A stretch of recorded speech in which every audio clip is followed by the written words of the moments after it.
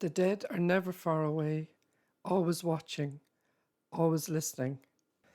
Hello, I'm Gemma Mawdsley, and welcome to the prologue of my podcast, The Wraith.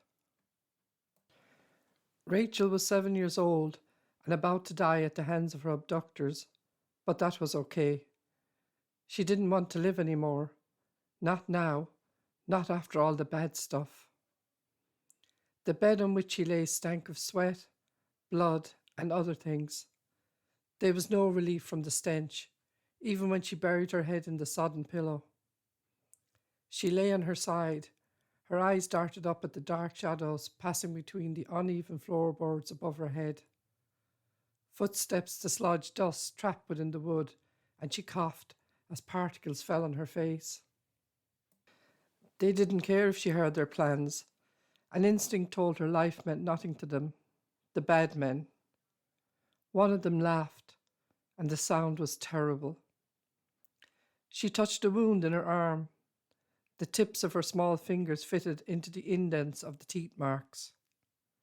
Her body roared with pain when she tried to turn over, and she closed her eyes, wishing they would come and get it over with. 3 nights had passed. She measured time by the light that came and then faded through small fissures in the cellar walls. It was no use wishing. Her mother wasn't going to come and save her now. She bit down on dry, blood-encrusted lips. The trapdoor above her head opened. She watched with fear-filled eyes as one of the bad men climbed down the ladder. He didn't look at her, but placed a small plastic box on the bed and sat down. Flicking the lid open, he withdrew a syringe and began to fill it from a small vial. Rachael had always dreaded visiting the doctor and the underlying threat of having a vaccination, but the sight no longer held any terror for her. It's no use struggling, he looked down at her. You'll only make it harder on yourself. I'm not going to struggle.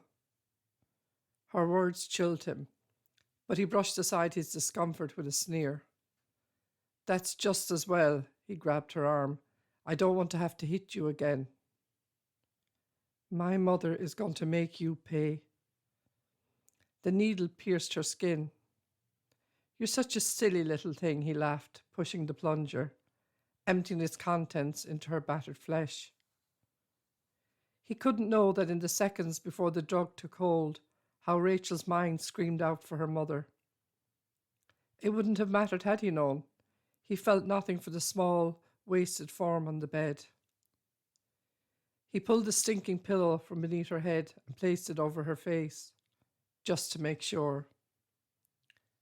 The others were in the garden. The crunch of the shovels slicing through the dry earth echoed from above his head. Time to go. He hauled the small body from the bed and draped it over his shoulder.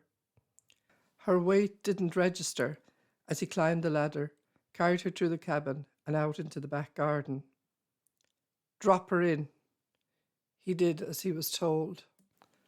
The small thud her body made as it hit the soil sounded amplified in the still surroundings, and he walked away.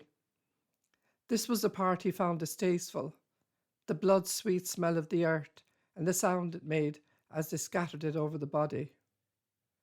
Back in the cellar, he began to tidy up. There wasn't much time. The few remaining items of clothing would need to be buried with the body. Lacing his fingers through the straps of her sandals, he looked down at the shiny leather and smiled. Her mother was going to make them pay. He laughed and shook his head. The possibility of being found out was ludicrous. They were too clever, too organised. Everything had a set pattern, and they never deviated from their plans. No, they had done it all before, and they would do it again. The idea made him lick his lips in anticipation. We end here for now, but the story does not rest, and neither do the dead.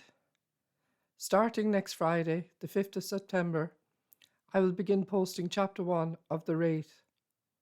This is not a fairy tale for younger listeners, but a story of revenge and a mother's desperate quest to save her child, What would you do if your only ally lay among the dead? Join me next week, if you dare. Please share and subscribe.